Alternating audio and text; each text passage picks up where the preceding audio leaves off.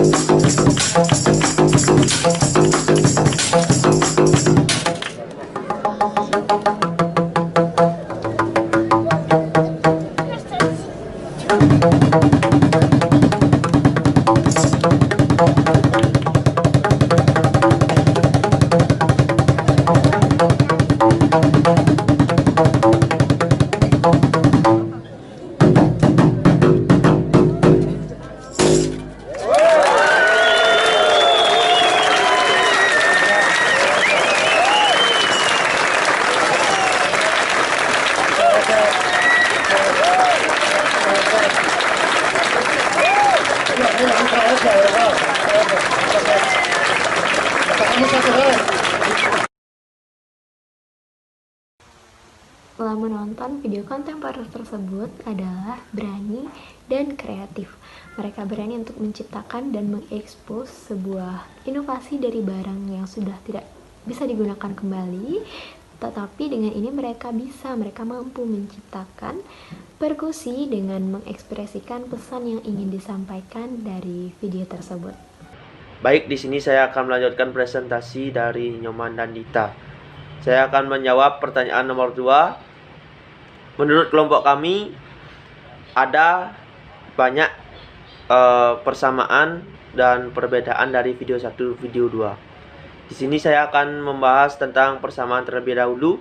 Yang pertama itu adalah dari segi pemikiran, dari segi kreativitas mereka. Dari video 1 dan video 2 mereka sama-sama mempunyai pikiran atau mempunyai kreativitas di mana mereka memanfaatkan barang-barang yang semestinya kita jual, yang biasanya kita buang.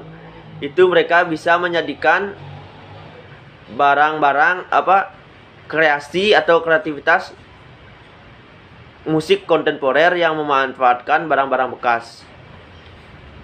Jadi menurut saya persamaan dari segi pemikiran itu, karena mereka bisa mengaplikasikan barang-barang yang semestinya kita yang sudah rusak kita buang atau kita jual, itu bisa menjadi suatu karya seni, suatu kreativitas yang tidak bisa kita remehkan semata. Baru barang bekas kita remehkan. Ini mereka buktikan dengan menampilkan atau menciptakan suatu kreativitas seni yang bisa membuat para pendengarnya itu kagum atau mengapresiasikan karya mereka. Saya akan menjawab serta menjelaskan pertanyaan nomor 3. Pertanyaannya, unsur yang terkandung dalam musik kontemporer tersebut adalah irama atau ritme, yang diartikan sebagai pergantian panjang dan pendek, juga tinggi dan rendah, serta nyaring dan lembutnya nada ataupun bunyi dalam musik. Unsur musik dibagi menjadi 7, ada birama, harmoni, tangga nada, tempo, dinamik, timbre, dan ekspresi. Saya akan menjelaskan ke-7 unsur musik tersebut. Yang pertama, ada birama. Birama adalah bagian dari suatu baris melodi yang menunjukkan berapa ketukan dalam bagian tersebut. Misalnya, birama 3/4, maka nada-nada pada setiap ruas birama seharga 3 ketukan yang setiap ketukannya memiliki nilai 1/4. Yang kedua, ada harmoni. Harmoni yaitu paduan bunyi nyanyian atau permainan musik yang menggunakan dua nada atau lebih yang berbeda tinggi nadanya dan dibunyikan secara serentak. Yang ketiga, ada tangga nada. Tangga nada adalah susunan berjenjang dari nada-nada pokok suatu sistem nada, mulai dari salah satu nada dasar sampai dengan nada oktavnya. Yang keempat, ada tempo. Tempo adalah kecepatan ukuran dalam birama lagu atau untuk mengatur kecepatan lagu. Yang kelima, ada dinamik atau dinamika musik. Dinamik adalah tanda untuk memainkan volume nada secara nyaring atau lembut. Dinamik biasanya digunakan oleh komposer untuk menunjukkan bagaimana perasaan yang terkandung dalam sebuah komposisi, apakah itu riang, sedih, datar, atau agresif. Yang keenam, ada timbre. Timbre adalah warna nada atau suara yang berbeda pada tiap-tiap vokal ataupun instrumen. Timbre merupakan kualitas atau bisa juga disebut warna bunyi. Keberadaan timbre dipengaruhi dua hal, yakni bunyi dan bagaimana sumber bunyi tersebut bergetar. Selanjutnya saya akan menjelaskan apa itu ekspresi. Ekspresi merupakan ungkapan perasaan atau pikiran yang mencakup semua nuansa, baik itu tempo, dinamika, dan gaya, dan lain-lain. Ekspresi dalam bermain seni musik itu sangat penting karena dapat mempengaruhi bagaimana sang pemusik mengungkapkan atau menuangkan rasa ke dalam sebuah musik sehingga sang pendengar itu dapat merasakan apa yang diungkapkan dari seorang pemusik. Baik, di sini saya akan menjelaskan soal nomor 4, apa saja elemen-elemen yang termasuk dalam musik kontemporer tersebut. Yang pertama ada suara yang memiliki elemen pembangun seperti pitch, durasi, intensitas, dan timbre. Yang kedua ada ritmik yang memiliki elemen pembangun seperti birama. Yang ketiga ada melodi yang memiliki elemen pembangun seperti wilayah nada, tempo. Dan yang keempat ada harmoni yang memiliki elemen pembangun seperti tangga nada, interval, dan akor. Nah, jadi di sini saya akan menjelaskan mengenai simbol-simbol musik. Mungkin teman-teman pernah mendengar simbol musik atau jarang mendengarnya. Nah, simbol musik itu ada beberapa jenis. Yang pertama itu contohnya garis paranada. Nah, garis paranada ini merupakan garis yang membentang dari kiri ke kanan, di mana terdiri dari 5 garis dan juga 4 spasi. Nah, garis dan spasi inilah yang akan digunakan sebagai tempat untuk menulis not-not, di mana semakin tinggi garisnya, maka akan semakin tinggi pula nadanya. Kemudian ada garis bar. Garis bar ini dibagi menjadi 2, garis bar tunggal dan garis bar ganda. Garis bar tunggal digunakan untuk membatasi jumlah not berdasarkan jumlah ketukan atau birama, sedangkan garis bar ganda atau double bar biasanya dituliskan di akhir pada sebuah notasi musik. Kemudian ada tanda kunci. Nah, tanda kunci ini merupakan suatu tanda yang menunjukkan ring note yang dimainkan dan biasanya dituliskan di bagian awal atau kiri partitur. Contohnya kunci G atau treble dan kunci F atau bass. Yang keempat ada tanda birama. Tanda birama biasanya ditulis dalam bentuk bilangan pecahan seperti 2/4, 3/4, 4/4, dan yang lainnya. Tanda ini biasanya terletak setelah tanda kunci. Nah, yang kelima itu ada not. Not itu terdiri dari beberapa ring, interval atau durasi seperti not 1 atau penuh yang bernilai 4 nada, not setengah, not 1/4, dan not 1/8 dan kelipatan lainnya. Not ini biasanya digunakan untuk menuliskan nada-nada. Kemudian nomor 6 itu ada tanda istirahat atau rest symbol. Nah, pada video sebelumnya, kalian pasti mendengar ada tanda istirahat. Nah, di sini simbol yang digunakan itu contohnya tanda istirahat. Nah, tanda istirahat juga disebut sebagai tanda jeda. Durasi yang dimiliki oleh tanda istirahat sama dengan not di atas seperti istirahat penuh 1 atau 1/2 atau 1/4 atau 1/8 dan kelipatan lainnya. Kemudian ada tanda aksidental atau crash dan moll. Terdapat 2 jenis tanda aksidental yaitu crash dan moll. Tanda crash ini biasanya digunakan untuk menaikkan nada sebesar setengah, sedangkan tanda moll digunakan untuk menurunkan nada sebesar setengah nada. Tanda tie atau tanda penghubung merupakan suatu tanda berbentuk lengkungan yang digunakan untuk menunjukkan kaitan dari 2 buah not. Nah, yang nomor 9 itu tanda tempo. Tanda tempo ini merupakan suatu tanda yang digunakan untuk menunjukkan tingkat kecepatan dalam memainkan notasi musik.